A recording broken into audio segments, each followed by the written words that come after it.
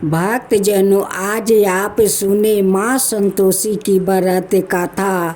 माँ संतोषी का व्रत करने से, उनकी कथा सुनने से माँ संतोषी सब अपना भक्तों पर कृपा करती है, उन्हें मन कामना सारे पूरा कर देती है।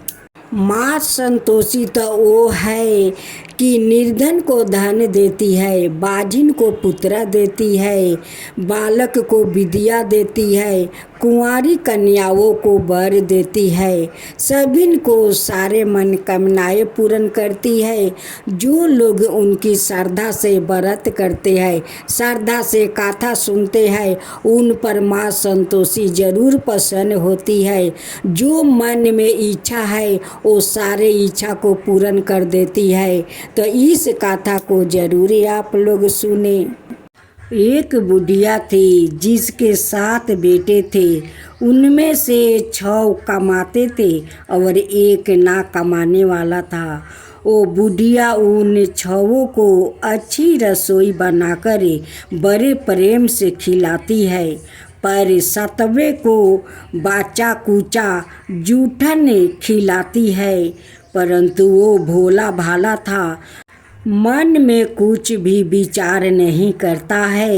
एक दिन वो अपनी पत्नी से बोला, देखो मेरी माता को मुझसे कितनी प्रेम है। उसने कहा, वो तुम्हें सभी की जूठन खिलाती है, फिर भी तुम ऐसे कहते हो। चाहे तो तुम समय आने पर देख सकते हो। एक दिन बहुत बड़ा त्योहार आया। बुढ़िया ने 7 प्रकार के भोजन और चूरमे के लड्डू बनाए। 7वां बेटा का यह बात जचने के लिए सिर दुखाने का बहाना करके पतला कपड़ा ओढ़ कर सो गया और देखने लगा। माँ ने उनको बहुत अच्छे आसनों पर बैठाया है और 7 प्रकार के भोजन और लड्डू परोसी वो उन्हें बड़े प्रेम से खिला रही है। जब वो 6 उठ गया तो माँ ने उनकी थालियों से जूठन इकट्ठी की और उनमें से एक लड्डू बनाया। फिर वो 7वें बेटा से बोली, अरे रोटी खा ले। वो लड़का बोला, माँ मैं भोजन नहीं करूँगा, मैं तो परदेश जा रहा हूँ। माँ ने कहा, कल जाता है तो आज ही चला जा। यह घर से निकल गया। चलते समय उसे अपनी पत्नी की याद आई। सो गौशाला में कंधे थाप रही थी। वो बोला, हम विदेश को जा रहे हैं, आगे कुछ काल तुम रहियो संतोष से, धर्म में अपना पालन करियो। इस पर उसकी पत्नी बोली, जाओ पिया आनंद से हमारी सोच हटाइए, राम भरोसे हम रहे, ईश्वर तुम्हें सहाय, देहु निशानी अपनी, देख धरू मैं धीरे, सुधी हमारी नाभि सारियो, राखियो मन गंभीर। इस पर वो लड़का बोला, मेरे पास कुछ नहीं है, यह अंगूठी है, सो ले लो और मुझे भी अपनी कोई निशानी दे दो। वो बोली, मेरे पास क्या है, यह गोबर भरे हाथ है। यह कहकर उसने उसकी पीठ पर गोबर भरे हाथ की थापा मार दिया। ऐसा कहते हैं, इसी कारण से विवाह में पत्नी पति की पीठ पर हाथ का छापा मारती है। चलते समय वो दूर देश में पहुंच गया। वहाँ एक व्यापारी की दुकान पर जाकर बोला, भाई मुझे नौकरी पर रख लो। व्यापारी को नौकर की जरूरत थी। साहूकार बोला, तनख्वाह काम देख कर देंगे, तुम रह जाओ। वो सवेरे से 7 बजे से रात की 12 बजे तक नौकरी करने लगा। थोड़ी ही दिनों में सारा लेन देन और हिसाब किताब करने लगा। सेठ के 7 से 8 नौकर चाकर खाने लगे। सेठ ने उसे 2-3 महीने में आधे मुनाफे का हिस्सेदार बना दिया। 12 बरस में वो नामी सेठ बन गया और उसके मालिक उसके भरोसे काम छोड़कर कहीं बाहर चला गया। उधर उसकी औरत को सास और जेठानियाँ बड़ा कष्ट देने लगी। वो उसे लकड़ी लेने जंगल में भेजती है, भूसी की रोटी देती है, फूटे नारियल का खोपड़ी में पानी देती है। वो बड़े कष्ट से जीवन बिताती थी। एक दिन जब वो लकड़ी लेने जा रही थी तो रास्ते में उनसे कई औरतों को व्रत करते देखा। वो पूछने लगी, बहनों, यह किसका व्रत है, कैसे करते हैं और इससे क्या फल मिलता है? तो एक स्त्री बोली, यह संतोषी माता का व्रत है, इसके करने से मन बछित फल मिलता है। इसे गरीबी, मन की चिंताएं, राज के मुकदमे, कलह, रोग नष्ट होते हैं, संतान सुख, धन प्राप्ति मिलती है, शांति, मन पसंद वर मिलती है, बाहर गए हुए पति का दर्शन होते हैं। उसने उस व्रत करने की विधि बता दिया। उसने रास्ते में सारी लकड़ियाँ बेच दिया, गुड़ और चना ले लिया। उसने व्रत करने की तैयारी की। उसने सामने एक मंदिर देखा तो पूछने लगी, यह मंदिर किसका है? वो कहने लगे, यह संतोषी माता का मंदिर है। वो मंदिर में गई और माता के चरणों में लौटने लगी। वो दुखी होकर मिनती करने लगी, माँ, मैं अज्ञानी हूँ, मैं बहुत दुखी हूँ, मैं तुम्हारी चरण में आया हूँ, मेरा दुख दूर करो माता। माता को दया आ गई। एक शुक्रवार को उसके पति का पत्र आया और अगले शुक्रवार को पति का भेजा हुआ धन मिला। अब तो जेठ जेठनिया और सास नाक सिकुड़ा के कहने लगी, अब तो इसकी खैर बढ़ गई है, यह बुलाने पर भी नहीं बोलेगी। वो बोली, पुत्रा और धन आवे तो सभी को अच्छा है। उसकी आंखों में आंसू आ गया। वो मंदिर में गई और माता के चरणों में गिरकर बोली, हे माँ, मैंने तुमसे पैसा कब मांगा था? मुझे तो अपना सुहाग चाहिए। मैं तो अपने स्वामी के दर्शन और सेवा करना मांगती हूँ। तब माता ने प्रसन्न होकर कहा, जा बेटी, तेरा पति आएगा। वो बड़ी प्रसन्नता से घर गई और घर का काम काज करने लगी। उधर संतोषी माता ने उसके पति को सपने में घर जाने को कही और पत्नी की याद दिलाई। उसने कहा, माँ, मैं कैसे जाऊँ? परदेश की बात है, लेन देन का कोई हिसाब नहीं है। माँ ने कहा, मेरी बात मान, सवेरे नहा धोआ कर, मेरा नाम लेकर घी का दीपक जलाकर दंडवत करके दुकान पर बैठना। देखते ही देखते सारा लेन देन साफ हो गया। सारा माल बिक गया और धन का ढेर लाग गया। वो प्रसन्न हुआ और घर के लिए गहने और सामान बेगरह खरीदने लगा। वो जल्दी ही घर को रवाना हो गया। उधर बेचारी उसकी पत्नियां रोज लकड़ियाँ लेने जाती है और रोज संतोषी माता की सेवा करती है। उसने माता से पूछा, हे माँ, यह धूल कैसी उड़ रही है? माता ने कहा, तेरा पति आ रहा है, तू लकड़िया के 3 बोझ बना ले, एक नदी के किनारे राखे, एक यहाँ राखे और तीसरा अपने सिर पर राख ले।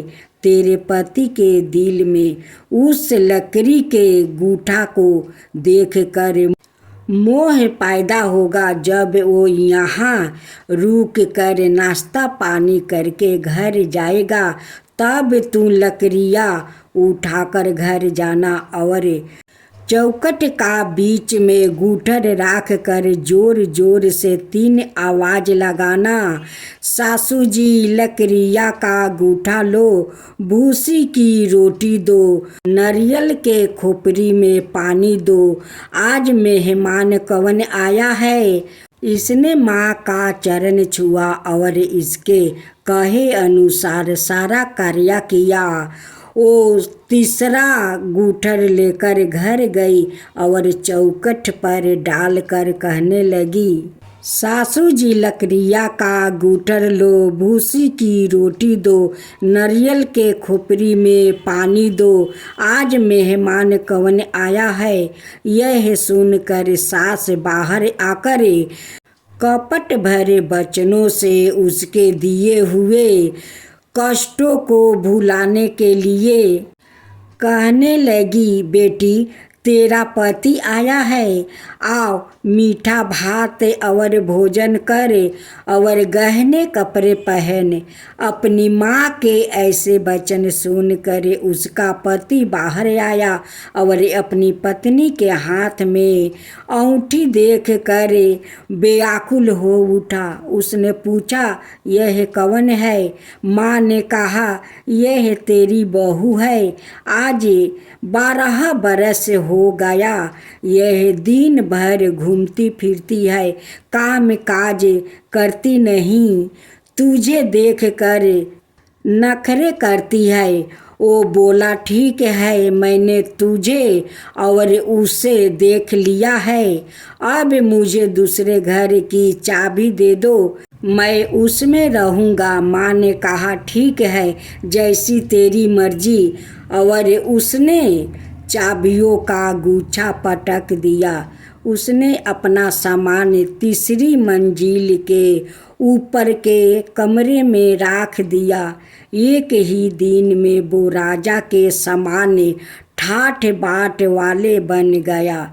इतने में अगला शुक्रवार आया। बहू ने अपनी पति से कहा, मुझे संतोषी माता के व्रत का उद्यापन करना है। उनकी पति बोला, बहुत अच्छा है, खुशी से कर लो। जल्दी ही उद्यापन की तैयारी करने लगी।